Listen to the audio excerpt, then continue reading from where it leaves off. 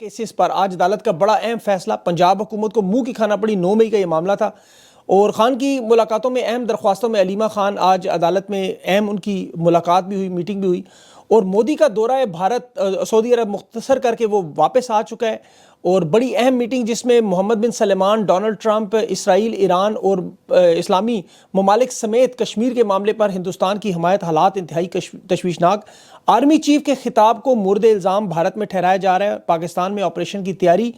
یہ بڑی تحریک ہوگی، یعنی صحافی کہاں کھڑے ہیں، انصافی کہاں کھڑے ہیں، تحریک انصاف کہاں ہے، یہ ساری تفصیل سے بات کرتے ہیں۔ ایک ہی کپڑوں میں ملبوس تمام بدبودار ٹاؤٹ جو ہیں وہ بھی اس وقت کیا کر رہے ہیں، اور اڈیالہ جیل کی طرف اس وقت کیوں نظریں ہیں،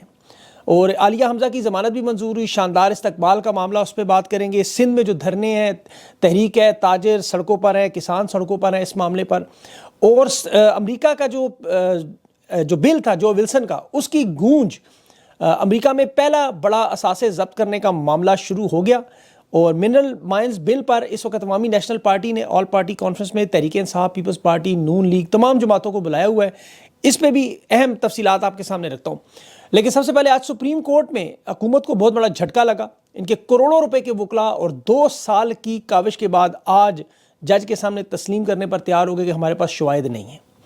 9 مئی میں عمران خان اور تحریک انصاف بے گناہ، بے قصور ہیں، سارے بوگس کیسز ہیں جو عدالتوں میں پہلے بھی اٹھتے رہے، جس کی وجہ سے ملٹری کورٹس بنانی پڑی۔